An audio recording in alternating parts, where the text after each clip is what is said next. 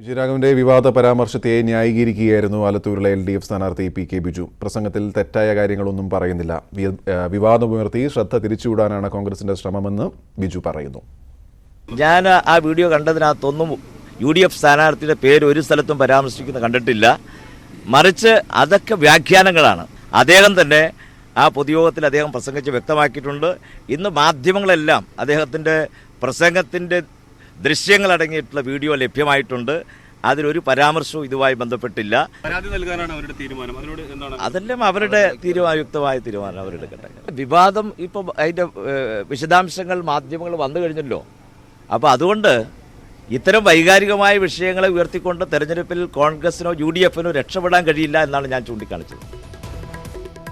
വിജയരാഘവന്റെ പരാമർശം അത്യന്തം പ്രതിഷേധാർഹമാണെന്ന് ഉമ്മൻചാണ്ടി കോട്ടയത്ത് പറഞ്ഞു. വിജയരാഘവനെതിരെ ഇടതുമുന്നണി മാതൃകാപരമായ നടപടി സ്വീകരിക്കണമെന്ന് KPC പ്രസിഡന്റ് മുല്ലപ്പള്ളി രാമചന്ദ്രനും ആവശ്യപ്പെട്ടു.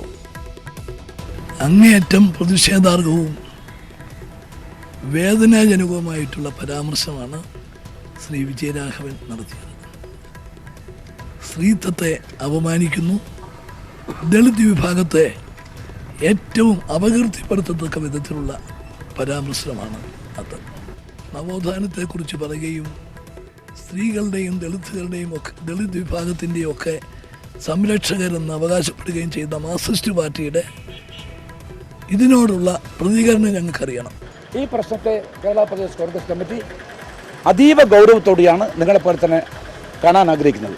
അതുകൊണ്ട് കമ്മ്യൂണിസ്റ്റ് മാർക്സിസ്റ്റ് പാർട്ടിയുടെ ഈ കാര്യത്തിൽ നിലപാടെന്താണ്? ആ നിലപാട് അവർ വിശദീകരിച്ചുകൊണ്ട് പാർട്ടി പരസ്യമായിട്ട് മാപ്പ് പറയാൻ തയ്യാറാകണം. മാത്രവുമല്ല LDF കൺവീനർക്കെതിരായിട്ട് ശക്തമായ അച്ചടക്ക നടപടിക്ക് അദ്ദേഹത്തെ വിധേയമാക്കുകയും ചെയ്യണം. കൂടുതൽ വിവരങ്ങളുമായി തിരുവനന്തപുരത്ത് നിന്ന് വിവീകരണം, ആലത്തൂരിൽ നിന്ന് പ്രസാദം ചേരുന്നു. ആദ്യം അരുണിലേക്ക്. അരുൺ, പാർട്ടിക്ക് CPMന് അതൃപ്തിയുണ്ട് എന്ന് മനസ്സിലാക്കുന്നു, CPIക്ക് അതൃപ്തിയുണ്ട് എന്ന് മനസ്സിലാക്കുന്നു. എന്താണ് പാർട്ടി കേന്ദ്രങ്ങളിൽ നിന്ന് ലഭിക്കുന്ന വിവരങ്ങൾ? ഗോപി, ഇടതുമുന്നണിക്ക് പൊതുവിൽ ഈ വിഷയത്തിൽ വലിയ അതൃപ്തിയുണ്ട്. പ്രത്യേകിച്ചും തെരഞ്ഞെടുപ്പിന്റെ പ്രധാനപ്പെട്ട ഒരു സമയത്ത് ഒരു വനിതാ സ്ഥാനാർത്ഥിക്കെതിരെ ഇടതുമുന്നണിയുടെ ഏറ്റവും പ്രധാനപ്പെട്ട നേതാവ് ഇടതുമുന്നണി കൺവീനർ ഒരു പ്രസ്താവന നടത്താൻ പാടില്ലായിരുന്നു. അത് അനുചിതവും അനവസരത്തിലുള്ളത് എന്ന വിലയിരുത്തലിലാണ് ഇടതുമുന്നണി നേതൃത്വമുള്ളത്. CPI നേതൃത്വത്തിൽ അതൃപ്തിയുണ്ട്. CPI നേതൃത്വമാകട്ടെ കടുത്ത അതൃപ്തിയിലുമാണ്. പക്ഷേ ഈ ഘട്ടത്തിൽ ആരും അത് തുറന്നു പറയാൻ തയ്യാറായേക്കില്ല. വിജയരാഘവൻ പ്രസ്താവന ഇന്ന് വിശദീകരണമായ രംഗത്ത് വന്നു തന്നെ നേതാക്കളുടെ CPI നേതൃത്വത്തിന്റെ ഈ നിലപാട് മനസ്സിലായിക്കൊണ്ടാണ്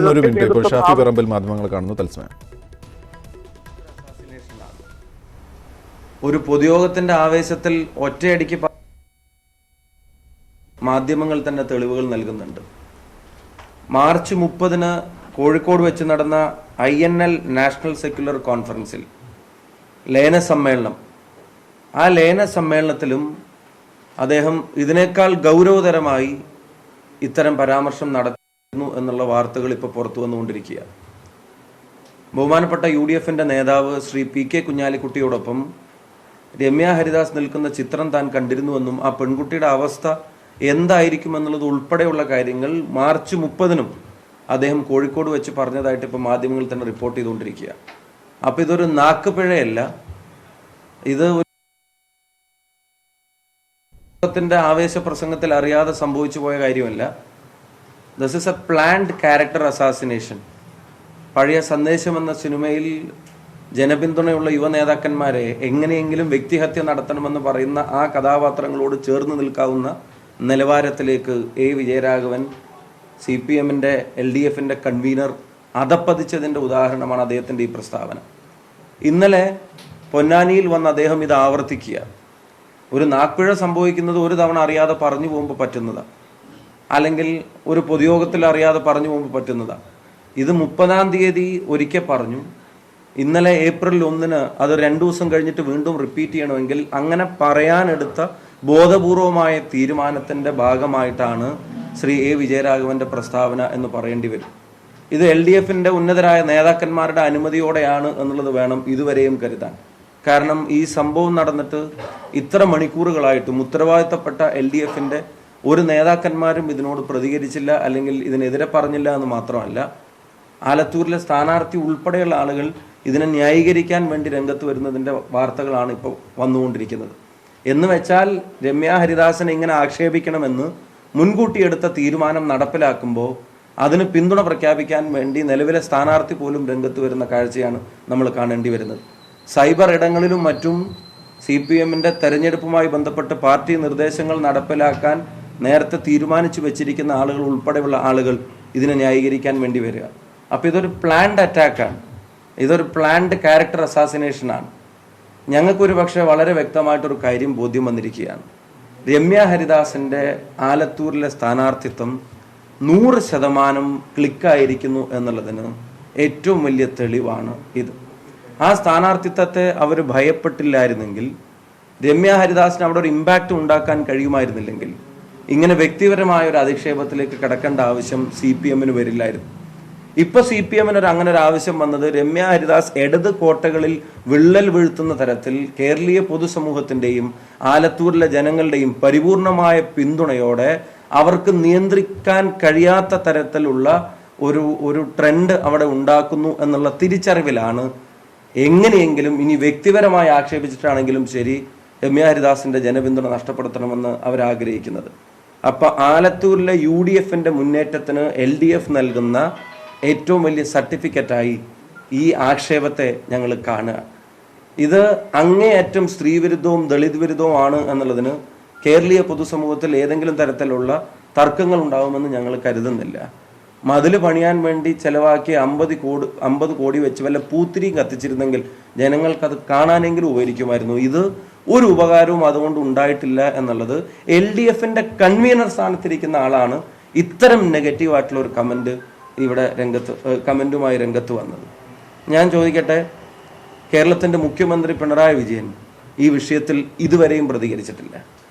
അദ്ദേഹത്തിൻ്റെ നവോത്ഥാന പ്രസംഗങ്ങൾ പൊതുയോഗങ്ങളിലെ തിരുനക്കര ഉൾപ്പെടെയുള്ള അല്ലെങ്കിൽ തിരുവനന്തപുരത്തുൾപ്പെടെ മൈതാനങ്ങളിലെ പൊതുയോഗ പ്രസംഗങ്ങളിൽ മാത്രം ഉൾപ്പെടുത്താനുള്ളതാണെന്ന് മനസ്സിലാവുക. ആർജവമുണ്ടെങ്കിൽ അങ്ങേയറ്റം സ്ത്രീവിരുദ്ധവും അങ്ങേയറ്റം ദളിത് വിരുദ്ധവുമായ ഈ പ്രസ്താവന നടത്തിയ ശ്രീ A. വിജയരാഘവനെതിരെ ക്രിമിനൽ ചട്ടങ്ങൾ അനുസരിച്ച് നിയമ നടപടികളുമായി മുന്നോട്ട് പോയി അദ്ദേഹത്തെ അറസ്റ്റ് ചെയ്യാൻ, കേസെടുത്ത് അറസ്റ്റ് ചെയ്യാൻ പിണറായി വിജയന്റെ ആഭ്യന്തര വകുപ്പ് തയ്യാറുണ്ടോ എന്ന് കേരളത്തിന് അറിയണം. അദ്ദേഹത്തെ LDF-ന്റെ കൺവീനർ സ്ഥാനം, അതായത് വ്യക്തമായ ക്യാരക്ടർ അസാസിനേഷൻ, അത് നാക്കുപിഴയല്ല, പ്ലാൻ ചെയ്തിട്ടുള്ള വ്യക്തിഹത്യയാണ് എന്നാണ് അദ്ദേഹം ഉന്നയിക്കുന്ന വാദം. അരുണിലേക്ക് വരുന്നു. അരുൺ, അങ്ങനെ തന്നെയാണ് UDF ഉദ്ദേശിക്കുന്നത്. അതായത് ഇടത് കോട്ടകളിൽ വിള്ളലുണ്ടാക്കാൻ പോകുന്ന ഒരു UDF സ്ഥാനാർത്ഥി അവർ മുന്നേറുന്നത് കാണുമ്പോൾ പ്ലാൻ ചെയ്ത് വ്യക്തിഹത്യ നടത്തുന്നു. അതാണ് ഇപ്പോൾ ഷാഫി പറമ്പിലും പറഞ്ഞു വെക്കുന്നത്. UDF-ഉം ആ രീതിയിലായിരിക്കും മുന്നോട്ട് പോവുക ഈ വിവാദത്തിൽ എന്നാണ് മനസ്സിലാക്കുന്നത്. എന്തായിരിക്കും CPM-ന്റെ പ്രതിരോധം? അവരെന്താണ് ആലോചിക്കുന്നത്?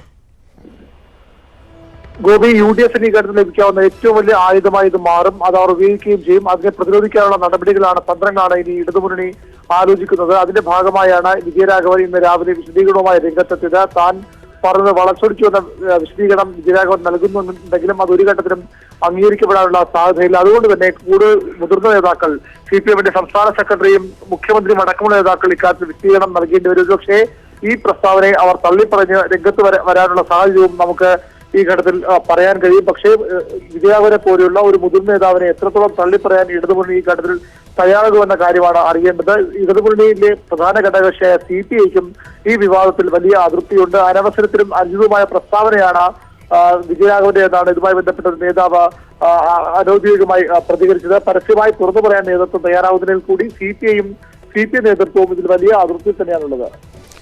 പ്രസാദിലേക്ക് വരുന്നു. പ്രസാദ്, അല്പം മുമ്പ് ഷാഫിയുടെ വാക്കുകൾ നമ്മൾ കേട്ടു. അത് കൃത്യമായി തന്നെ തെരഞ്ഞെടുപ്പിൽ ഉപയോഗിക്കുക തന്നെയാണ്. UDF-നെ സംബന്ധിച്ചിടത്തോളം LDF വലിയ പ്രതിരോധത്തിലാണ് ഈ പരാമർശത്തിന്റെ പേരിൽ ഈ നിമിഷത്തിൽ. എങ്ങനെയൊക്കെയാണ് UDF ക്യാമ്പുകൾ ഇപ്പോൾ ഇത് ഉപയോഗിക്കുന്നത്? എങ്ങനെയാണ് അവരുടെ പ്രചാരണങ്ങൾ? ഗോപി, ഇപ്പോൾ ഷാഫി സൂചിപ്പിച്ചതുപോലെ തന്നെ ഇനി ഇത് UDF ഒരു വലിയ പ്രചാരണ വിഷയമാക്കി മാറ്റും എന്ന കാര്യത്തിൽ സംശയമില്ല. അതിന് തുടക്കം കുറിച്ചിരിക്കുന്നു. ഇത്തരത്തിൽ ഒരു പ്രചരണം തുടക്കം മുതലേ UDF സ്ഥാനാർത്ഥിക്കെതിരെ, രമ്യ ഹരിദാസിനെതിരെ മണ്ഡലത്തിൽ LDF ക്യാമ്പിൽ നിന്ന് ഉയർന്ന അവരുടെ പാർട്ടിവാദം ഉൾപ്പെടെയുള്ള കാര്യങ്ങളിനേക്കാൾ കൂടുതൽ പ്രാധാന്യം ഈ വിഷയത്തിന് കൈവന്നിരിക്കുന്നു. കാരണം അതീവ ഗൗരവമായ രീതിയിൽ തന്നെയാണ് UDF നേതൃത്വം ഇത് കൈകാര്യം ചെയ്യുന്നത്. LDF-ന്റെ സംസ്ഥാന കൺവീനറും CPM-ന്റെ കേന്ദ്ര കമ്മിറ്റി അംഗവും നേതാവുമായ ഒരാളിൽ നിന്നാണ് ഇത്തരമൊരു പരാമർശം ഉണ്ടായിരിക്കുന്നത്. അതുകൊണ്ട് തന്നെ ഇത് ആലത്തൂർ മണ്ഡലത്തിൽ മാത്രമല്ല കേരളത്തിലെ മുഴുവൻ മണ്ഡലങ്ങളിലും UDF ഇത് പ്രചാരണ വിഷയമാക്കി മാറ്റും എന്ന കാര്യത്തിൽ ഒരു സംശയമില്ല. അത്തരത്തിലുള്ള നടപടികൾ തന്നെയാണ് UDFന്റെ ഭാഗത്തു നിന്നും വന്നിരിക്കുന്നത്. ഇപ്പോൾ ഷാഫി നേരത്തെ സൂചിപ്പിച്ചത് ഇത് കൃത്യമായ ആസൂത്രണത്തോടു കൂടിയുള്ള ക്യാരക്ടർ അസാസിനേഷൻ ആണ് ഇപ്പോൾ നടക്കുന്നത്. ഇത് നാക്കുപിഴയായി ഒരു പൊതുയോഗത്തിൽ സംഭവിച്ചതല്ല, മുമ്പും ഇത്തരത്തിൽ ഒരു പരാമർശം നടത്തിയിട്ടുണ്ട്. അതുകൊണ്ട് തന്നെ ബോധപൂർവമായി രമ്യ ഹരിദാസിനെ അപകീർത്തിപ്പെടുത്താനും അധിക്ഷേപിക്കാനുമാണുള്ള ശ്രമമാണ് നടക്കുന്നത് എന്നതാണ് പറയുന്നത്. ഇത് തന്നെയായിരിക്കും, ഈ രീതിയിലുള്ള പ്രചാരണം തന്നെയായിരിക്കും ഇനി വരും ദിവസങ്ങളിൽ മുന്നോട്ട് പോകുക. ജീവിത സാഹചര്യങ്ങളിൽ നേരത്തെ വളരെ പിന്നോക്കം നിന്നിരുന്ന ജീവിത ചുറ്റുപാടുകളിൽ നിന്നും തന്നെയാണ് രമ്യ ഹരിദാസും വളർന്നു വന്നിട്ടുള്ളത്. അതെല്ലാം ഇനി കൂടുതൽ ഉയർത്തിക്കൊണ്ടുവരികയും പ്രചാരണ വിഷയമാക്കി മാറ്റുകയും ചെയ്യും. UDFന്റെ യുവ നേതാക്കളെല്ലാം തന്നെ MLA മാർ ഉൾപ്പെടെയുള്ള കാര്യങ്ങൾ ഈ വിഷയത്തിൽ ഊന്നിയായിരിക്കും ഇനി പ്രചാരണം മുന്നോട്ട് കൊണ്ടുപോകുക. പ്രസാദാണ് വിവരങ്ങൾ നൽകിയത്.